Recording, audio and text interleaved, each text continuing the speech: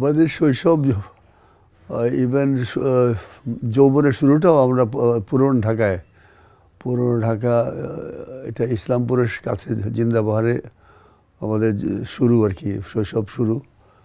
আর school জীবনও আমাদের Armanitola school আমাদের বাসা থেকে কত 10 মিনিটস ওয়াক। তো স্কুলে যখন ভর্তি হই 1954, 54 সাল, মানে আজ থেকে কত প্রায় 70 বছর আগে সেই স্কুল জীবন, মানে ফর্মাল লেখাপড়া খেলাধুলা দুইটি শুরু সেখান থেকেই, এই 70 বছর আগে থেকেই। মানে মনে হয় জীবনে যা লেখাপড়া শিখেছি বা খেলাধুলা যা, পুরোটাই স্কুলের কারণে। স্কুলটাই it has help me like anything. এইটা ছাড়া সম্ভব হতো না। এরপরে হয়তো আমরা কলেজে লেখাপড়া করছি, ইউনিভার্সিটিতে লেখাপড়া করেছি, কিন্তু ওইটা just passing phase. But school জীবনের যেই 8টা বছর, ওইটাই জীবনে মানে সব দাগ পড়েছে, এবং it has helped us to build our own career আর কি। আমাদের লেখাপড়া, চাকরি জীবন বলেন বা ব্যবসায়ী জীবন, যা কিছু ওখান থেকে শুরু। So we are all very grateful যে আমাদের স্কুল জীবনটা নিয়ে। সাথে সাথে আমাদের বাড়িঘর, আমাদের পরিবার যেটা, সেই সাপোর্টটা তো আছেই। বাট পরিবার, ইট ওয়াজ এ ডিফারেন্ট। 70 বছর আগে নাহলে world has changed.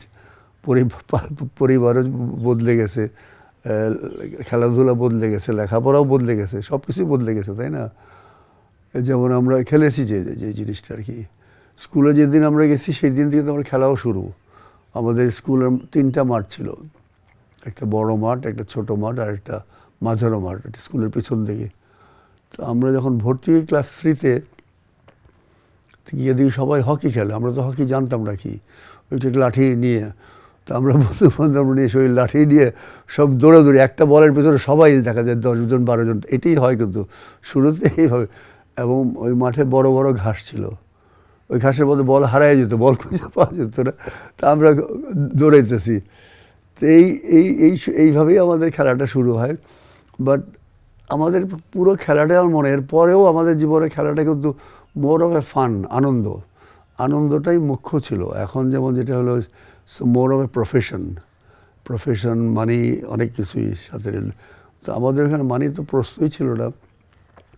More of A fun, বন্ধুবান্ধব নিয়ে আনন্দ করা। এবং আমাদের পরিবার থেকেও খুব বেশি সাপোর্ট ছিল যে খেলাধুলা করো। স্কুলের লেখাপড়ার সাথে সাথে বিকেলে আমরা মাঠে যেতাম। বাট অলসো একটা গোল্ডেন রুল ছিল বাবার তরফ থেকে, মাগরিবের আজান এর আগে ঢুকতে হবে, বাসায় চলে আসতে হবে। তা আমরা যদি কোনো দিন দেরি হয়ে যেত, একটু আড্ডা মারতে দেরি হয়ে গেলে, তো তখন আমরা রাস্তায় চিন্তা করতাম কী বলা যাবে, একটু ভয় তো আসেই এতে। তখন হয়তো বানায় বলতাম একটা প্লেয়ার ইনজিওর্ড হয়ে গেছে। মিটফোর্ড হাসপাতাল আমাদের স্কুলের কাছেই, স্কুল বাসার ট্রায়াঙ্গেলের মধ্যে পড়ে হাসপাতাল, যে হাসপাতাল নিয়ে যেতে হয়েছে, একটা সেলাই করতে হয়েছে, এগুলি বলে টলে তো এইটা ছাড়াও আমরা আমি যদি বলা হয়, আমি 3-র পরে 4-5-এ গিয়ে সকালবেলা চলে আসতাম মাঠে। কারণ আমাদের স্কুলের উপরেই ছিল ফিজিক্যাল ট্রেনিং কলেজ, তারা প্র্যাকটিস করতো সকালবেলায়। তো আমি ওদের সাথে সাথে প্র্যাকটিস করতাম, একটু দৌড়াতাম, ভালো লাগতো। আবার বাসায় যেতাম, আবার স্কুলে আসতাম, মানে খেলার জন্য। ইনফ্যাক্ট দেখা যেত 3 বেলায় স্কুলে আসতাম আমরা, সকালে একবার, আবার 10টা বাজে স্কুলে টাইমিং, আবার বিকেলবেলা 4:30টার দিকে স্কুলে গিয়ে আবার খেলা। এই খেলা শুরু। সাথে সাথে পড়াশোনাও ছিল, কারণ ওই সময় তো আমাদের উই ডিডন্ট হ্যাভ টেলিভিশন ছিল না, অন্য এই ধরনের রিক্রিয়েশন ছিল না। বাসায় গিয়ে কী করা, নাথিং, ফ্যামিলি ছিল, ভাই বোন ছিল, তো পড়তে হতোই। বাসায় গিয়ে আমরা হয়তো সন্ধ্যাবেলা কিছুক্ষণ পর পড়াশোনা করে, বা 8 o'clock খাওয়া দাওয়া করে, বা 9 o'clock, 9টা 9:30টার বেশি আমরা জাগতে পারতাম না। এখন যেমন ছেলেমেয়েরা দেখা যায় যে বাসায় গিয়ে তারা টেলিভিশন দেখে, এই করে। অনেক ছোট বাচ্চারা, 2 বছর 3 বছরের বাচ্চারা তো টেলিভিশন নিয়ে খেলে। এবং এখন তো দেখা যায় তাদের খাওয়াতে হলে ওই টেলিভিশন বা গেমস দিয়ে খাওয়াতে হয়। তো ওগুলো আমাদের সমাজ ছিল না। তো আমরা 9টা 9:30টার মধ্যে ইউজ টু স্লিপ। এবং সকালবেলা উঠেও একটু লেখাপড়া অনেক সময় করতাম, প্রায়ই করতাম বোধ হয়। So that was our life. এবং আস্তে আস্তে যত বড় হতে লাগলাম আমরা জুনিয়র, আমাদের স্কুলের যে কন্ট্রিবিউশন টু আওয়ার খেলোয়াড় জীবন, লেখাপড়ার সাথে সাথে খেলোয়াড় জীবনে যে বিরাট একটা কন্ট্রিবিউশন স্কুলের যে আমাদের স্কুলে 4টা হাউস ছিল খেলার জন্যে, east house, West house, Collins house, বিস হাউস। এটা 4টা হেডমাস্টারের নামে 4টা হাউস, এবং এটা junior section, intermediate section, senior section. এই 4টা গ্রুপের মধ্যে খেলা হতো, রেগুলার খেলা হতো, জুনিয়র, ইন্টারমিডিয়েট। তো আমরা প্রথমে জুনিয়র শুরু করি, তারপরে আস্তে আস্তে ইয়েতে আসি, তারপর সিনিয়র। এই খেলাগুলিতে তো আমরা ফুটবল, হকি, ক্রিকেট, অ্যাথলেটিক্স সবগুলি খেলা, এই কটাই খেলাই হতো আমাদের। এবং 4টাতেই আমরা মোস্ট অফ আস যারা নাকি ইন্টারেস্টেড ছিল আমাদের খেলোয়াড়, সবাই ভালো খেলতো, প্রত্যেকটা খেলাই খেলতো। এবং আমি নিজেও স্কুলে 4টা খেলাই খেলতাম। এবং ওই সময় মনে আছে যে স্কুল তো ইন্টার স্কুল খেলা হতো, নিজেদের মধ্যে ইন্টার হাউস খেলা হতো, ইন্টার ক্লাস খেলা হতো। এবং আমাদের সময় থেকেই জানি যে আর্মান্ডেল স্কুল হকিতে চ্যাম্পিয়ন, স্কুল হকিতে। স্কুলে এইটা একটা নিয়ে একেবারে বাধা ধরা যে হকিতে আর্মান্ডেল স্কুল কত বছর চ্যাম্পিয়ন ছিল, ওই ক্যান রিকল, এটা বলা যায়।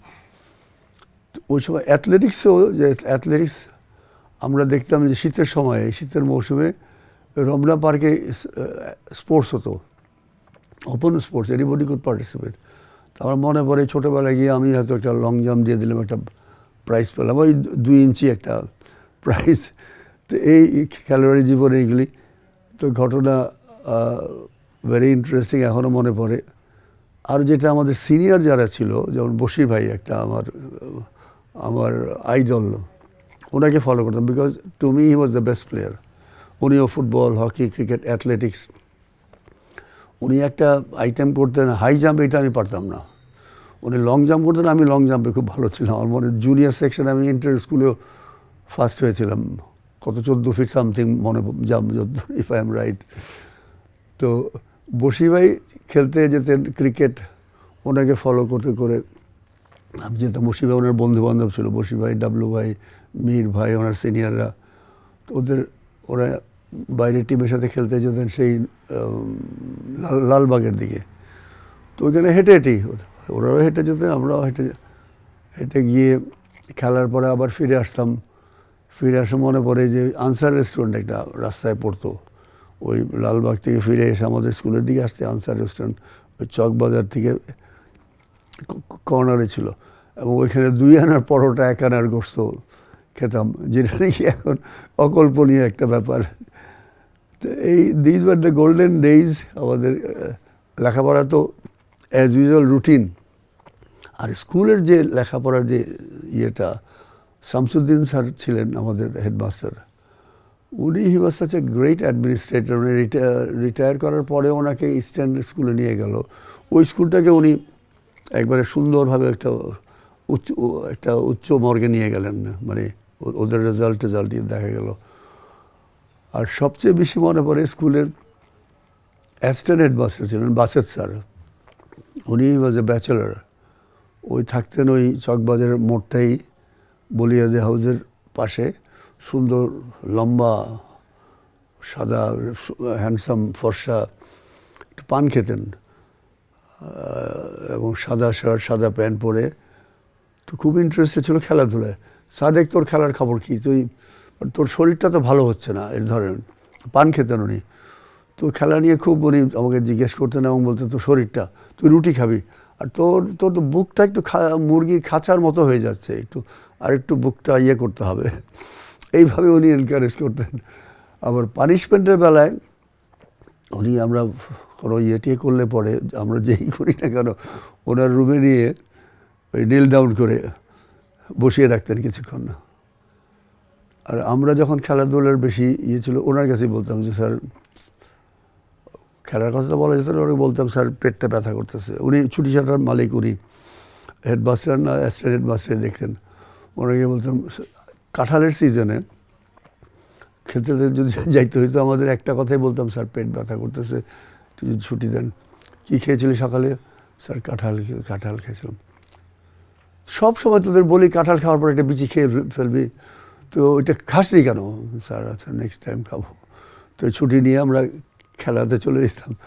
এই হলো বাসের স্যার, মানে এই উনি সাংঘাতিকভাবে আমাদের মোটিভেট, লেখাপড়া, খেলাধুলা, শরীর নিয়ে কথা বলতেন এবং ইংলিশ পড়াতেন উনি। আমার মনে হয় কিছু বাংলা মিডিয়ামে আমরা ওই সময় কিছু ইংলিশ শিখেছি ওনার ইয়েতেই। এবং অন্যান্য টিচারও যারা ছিলেন না, তারা যেভাবে মোটিভেট করতেন যে ভালো ছেলে হতে হবে লেখাপড়া, এবং তারা বলতেন যে আমার ইয়েতে একটা ছেলে বা 5টা ছেলে যদি মানুষ হয় তো আমার জীবন ধন্য। এই ধরনের তাদের অ্যাটিটিউড ছিল। পণ্ডিত স্যার ছিলেন, আমাদের বাংলা গ্রামার এগুলি পড়াতেন। একজন উর্দু স্যার ছিলেন, নিজামি স্যার। উর্দু তো আমাদের ক্লাস 10-এ গিয়ে লাস্টের দিকে উর্দু নিতে হবে আর কি। উর্দু দেখা গেলো হাফ ইয়ারলি পরীক্ষায় আমি 0 পাইলাম, ডোন্ট নো এনিথিং, জানিও না। স্যার বলে তুই ম্যাট্রিক দিবি কীভাবে? উনি বললো তুই খেলাধুলা বিকালে করস, আমার এখানে একটু পড়ে লেখাপড়া করে তারপরে তুই খেলতে যাস। তো আমি কয়েকদিন ওনার এখানে কয়েক মাস, 2-3 মাস বোধ ওনার এখানে গেলাম, এবং ম্যাট্রিকে দেখলাম আই গট 78, খুব ভালো মার্কস পেলাম আর কি। তো এই স্কুলের টিচারদের এই ছিল তাদের ভ্যালুস এবং তাদের যে চেষ্টা, একটা ছেলে যদি খারাপ হয় তাহলে কীভাবে ইয়ে করা যায়। এবং আমার মনে হয় আমাদের সময়কার আমাদের আগেও আমি শুনেছি, আমাদের 2-3টা ব্যাচে ওই সময় যারা বের হতো স্কুল থেকে, প্রত্যেকের মানে একটা স্কুলে দেখা যায় 8-10 জন ইঞ্জিনিয়ার হয়ে বের হয়েছে বা ভালো চাকরি করেছে বা ব্যবসায়ী। আমাদের সময়কার খুব একটা ব্যবসায়ী ছিল না আমাদের ব্যাচে যারা বের হয়েছে আর কি। আমাদের এখানে 4 জন পিএইচডি হোল্ডার, আমাদের ব্যাচে যারা বের হয়েছে 4 জন পিএইচডি ইঞ্জিনিয়ার, কয়েকজন অ্যাম্বাসেডার, তারপরে ব্যবসায়ী আছে, খেলোয়াড়, যেমন আমরা খেলোয়াড়। তার আমাদের স্কুলে তো ওই সময় আরও প্রত্যেক ইয়েতেই খেলোয়াড় আছে, বশির ভাই, প্রতাপ দা, ন্যাশনাল প্লেয়ার এগুলো। তারপর Dhaka university blue national award যে পেয়েছে, এটা বললে অনেক, আর বেশি করে হকিতে বেশি দেখা যাবে। তো স্কুলের জীবনে এটা আমাদের we had a lot of ফানও বন্ধুবান্ধব নিয়ে।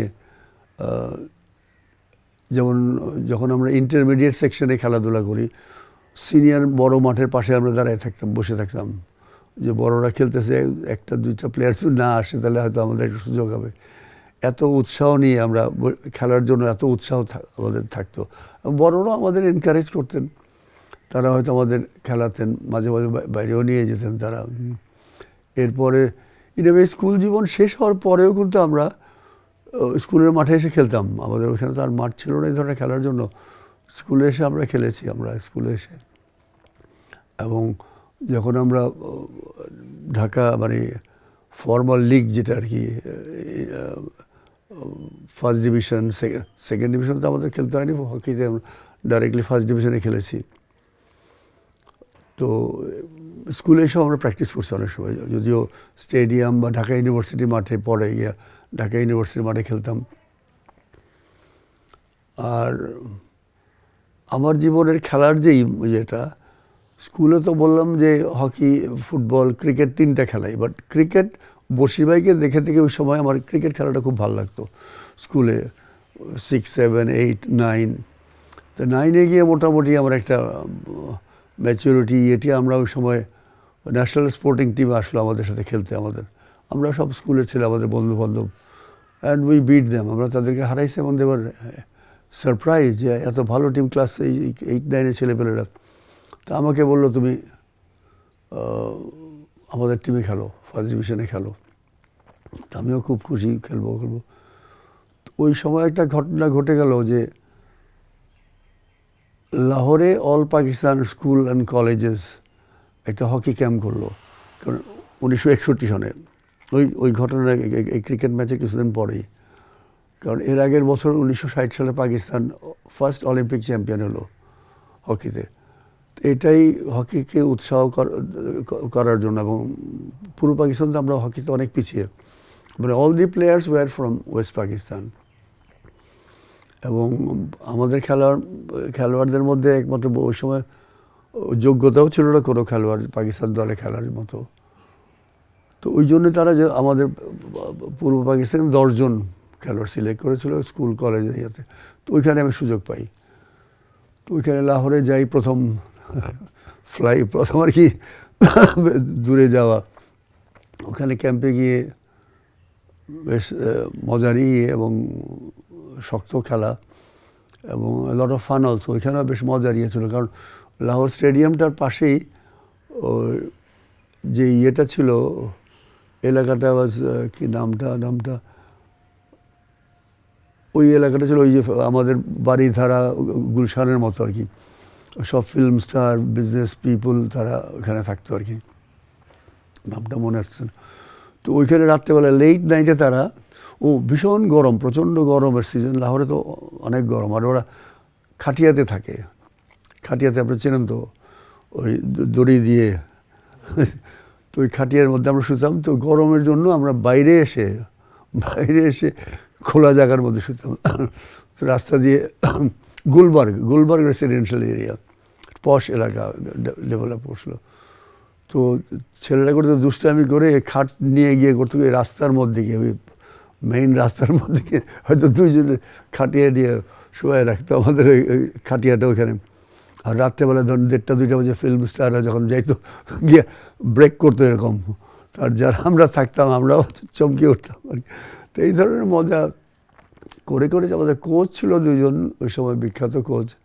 একজন নবী কালাত, এই লম্বা একজন কোচ, সে পৃথিবীর অনেক জায়গায় হকি কোচিং করতো, কারণ হকি তখনও কিন্তু বিশ্বেও খুব বেশি ওয়াজ নট ভেরি পপুলার।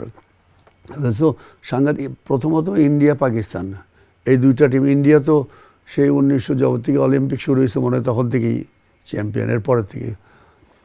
কারণ কিছু তখন পাকিস্তানের প্লেয়াররাও খেলতো যখন অল ইন্ডিয়া টিম ছিল। যখন পাকিস্তান ইন্ডিয়া ভাগ হয়ে গেল এরপরে পাকিস্তান ও দেবের অলসো কন্টেন্ডার, মানে ইন্ডিয়ার থেকে সেকেন্ড টিমই ছিল ইয়ে। তো যেহেতু ওয়ার্ল্ডে খুব পপুলার ছিল, ওটা ওয়ার্ল্ডকে পপুলার করার জন্য এই যে পাকিস্তানি কোচেসরাও তারা ওখানে ট্রেনিং করতো। নবী আহমদ কালাদ was one of the coaches. আর আরেকজন কোচ ছিল আহসান খান, আমার যা মনে পড়ে, শুকনা পাতলা মানুষ, সে অল ইন্ডিয়া টিমের প্লেয়ার ছিল। সে আমাদের কোচিং দেখে আমাকে বলতো যে তুমি তো ভালোই খেলো, আমি মনে করি তুমি ভালো করতে পারবে এই খেলাটা, তুমি ছেড়ো না।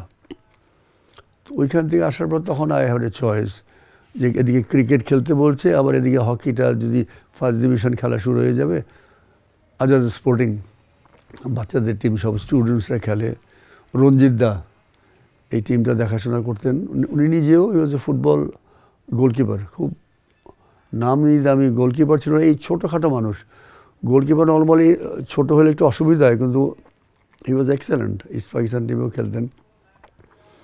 এবং ওই সময় আমাদের ছানা এই ধরনের হেলদি ফুড, ওভালটিন খাওয়াইতো, নো টি। তো ফার্স্ট ডিভিশনে খেলা শুরু করলাম ইয়েতে।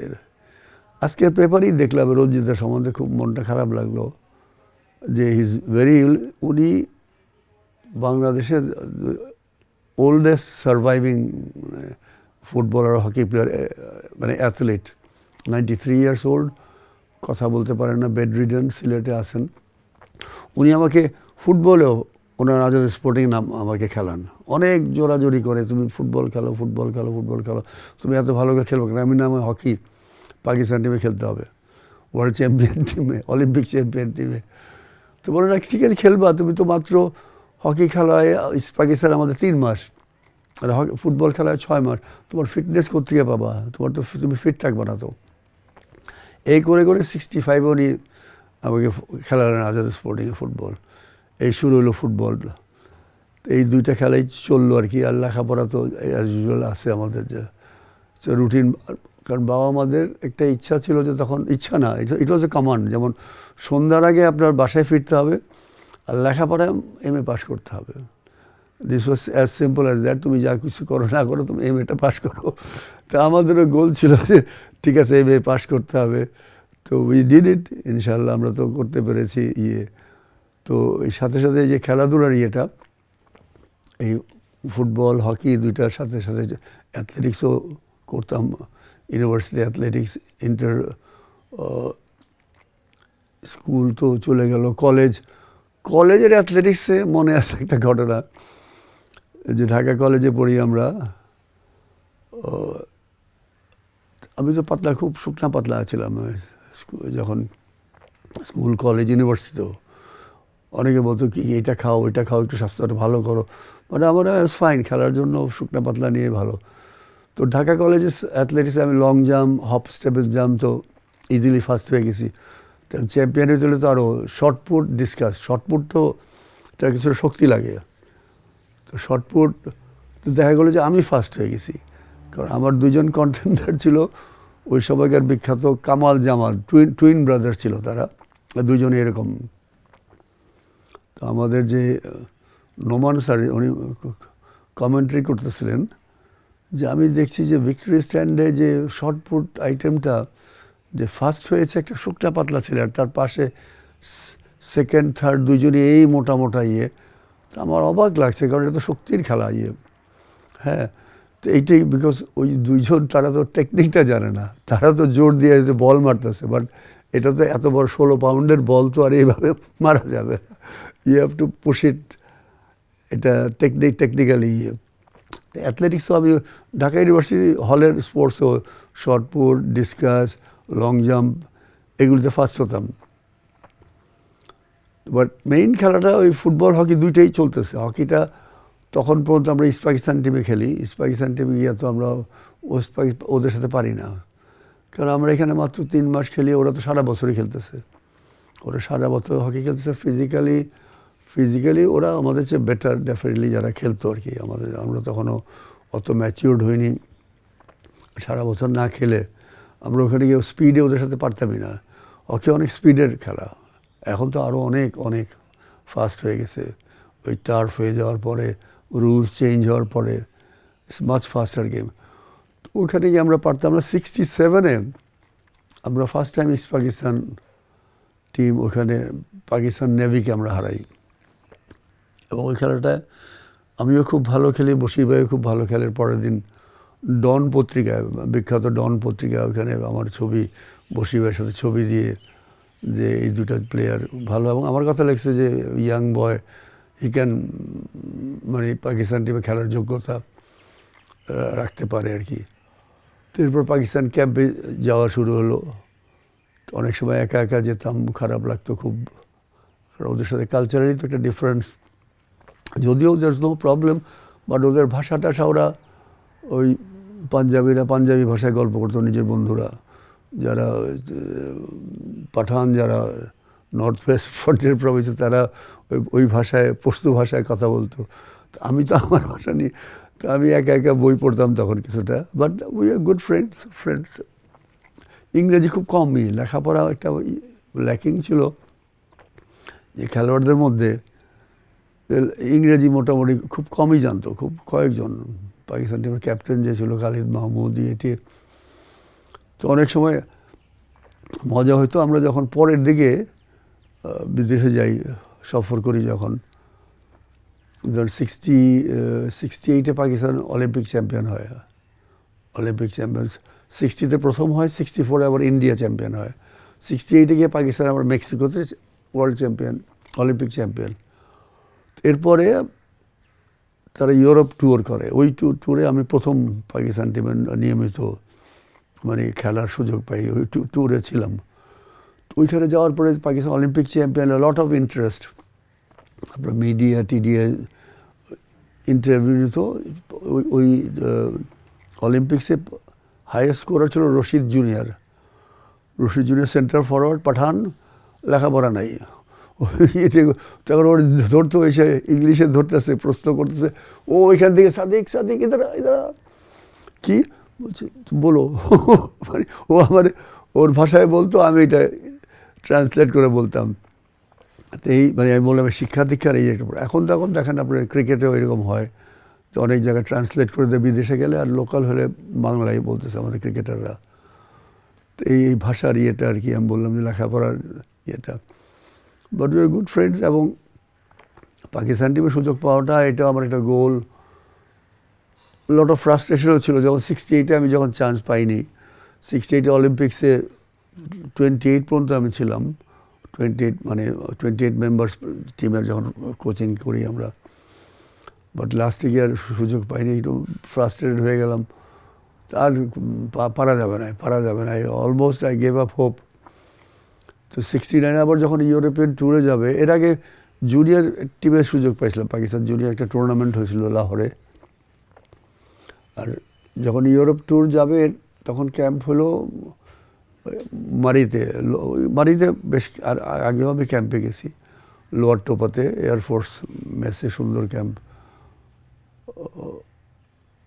তো তখন যাবো কি যাবো না, আমি MA পাস করে ফেলছি, তখন কাজটা তো নাই কিছু, যা ঠিক আছে যাই, মারি তো সুন্দর জায়গা, ঠান্ডা জায়গা, মারিতে তো হিলি তো সবসময় বিউটিফুল ওয়েদার, তাই আমি যাই, সুযোগ পাইলাম। তো যাই হোক ওই ক্যাম্পে প্রথম সুযোগ পাই আর কি। তো ইউরোপে যাওয়া, ইট ওয়াজ এ গ্রেট এক্সপিরিয়েন্স। এবং ওই ট্যুরটাতে একটা খুব বড় achievement, none of the matches we lost, কোনো ম্যাচই আমরা হারিনি পুরো ট্যুরটাতেই। দুইটা তিনটা ম্যাচ বোধহয় ড্র হয়েছিল, একটা মিউনিকে জার্মানির সাথে, আরেকটা কোথায় জানো। তো ইউরোপের এটা মনে করি একটা বড় অ্যাচিভমেন্ট, যে পাকিস্তান দলের খেলার সুযোগ, যেটা মানে এত কষ্ট টষ্ট করে যে সুযোগ ফাইনালি পাইছিলাম আর কি। এরপরে আবার 70-তে আমাদের ইয়েতে পাকিস্তান টিম গেল কেনিয়াতে ট্যুর করতে। কেনিয়া যাওয়ার ট্যুরে একটা মজার জিনিস ছিল যে প্লেয়াররা গিয়ে they didn't stay in hotels, ওখানে গিয়ে যে পাকিস্তানের রেসিডেন্ট যারা ছিল, ওখানে যারা ব্যবসা বাণিজ্য করতো, ওইখানে একজনের সাথে, একটা ফ্যামিলির সাথে আমরা থাকতাম। তো ইট ওয়াজ ভেরি ইন্টারেস্টিং। এবং ওরা নিয়ে আমাদের গাড়ি টাড়ি ঘোরাতো। পাকিস্তানি এবং ইন্ডিয়াস কিন্তু ভেরি রিচ কমিউনিটিস ছিল ওই সময়ে, 60s 70s, এরপরে তো ওদের তাড়িয়ে দেয় আর কি। তো ওইখানে গেলাম। Kenya was also very nice, beautiful weather, আর এরকম হসপিটালিটি, ওরা নিয়ে সিনেমা নিয়ে যেত, আমাদের ঘুরতে নিয়ে যেত। তারপরে 2-3-4টা ম্যাচ বোধহয় খেলা হলো। এরপরে ইন্ডিয়া পাকিস্তান খেলা, মাঠের মধ্যে অলমোস্ট রায়টের মতো লেগে গেল, ইন্ডিয়ানস অ্যান্ড পাকিস্তানি সাপোর্টার্স, ওই টানে এরকম। পরে দ্য ট্যুর ওয়াজ অ্যাবান্ডন। পরে আমাদের একটু সাইট সিইং করে মোম্বাসা, ওদের একটা বিউটিফুল ট্রিপ আছে, ওই ট্রেনে করে দেখা যায় আপনার দুই দিকে আপনার ওই যে সাফারি আর কি, লাইভ অ্যানিমালস ঘুরতেছে, করতেছে। তো এই হলো পাকিস্তান খেলা। এরপরে তো 71-এ বাংলাদেশই হয়ে গেল। বাংলাদেশ হওয়ার পরে তো বাংলাদেশে প্রথম আমরা টিম নিয়ে যাই, এনি স্পোর্টস টিম, এটা ঢাকা ইউনিভার্সিটি টিম আমরা নিয়ে যাই। সাংঘাতিক হেল্প করছিল ইন্ডিয়ান হাই কমিশন, আর আমরা বন্ধুবান্ধব কিছু মিলে, একবার জাস্ট ফ্রেন্ডস। যদিও আমরা ইউনিভার্সিটি তখন পাশ করে গেছি, বাট লতে আমাদের ছিল আর কি, লয়ে ছিলাম বলে আমরা ইউনিভার্সিটি টিমে ইন্ডিয়াতে যাই, আমরা কলকাতাতে খেলি, তারপর কানপুরে যাই, দিল্লিতে যাই, চণ্ডীগড়ে যাই। এবং এটা এক্সেলেন্ট ট্যুর। এবং আমাদের যে সম্মান ওই সময় ওখানে দেখানো হয়েছিল আর কি, যে মেম্বার অফ দ্য পার্লামেন্টস এবং ইউনিভার্সিটির ভাইস চ্যান্সেলার্স এবং জনগণ, বিকজ বাংলাদেশ হয়েছে এবং ইন্ডিয়া ডেফিনেটলি হেল্পড আস। এবং আমরাও we are grateful to them. ওই সময় তো এই ধরনের 50 বছরে যে এই পলিটিক্যাল হয়নি এখনকার মতো। ইট ওয়াজ এ রিমার্কেবল ট্যুর আর কি।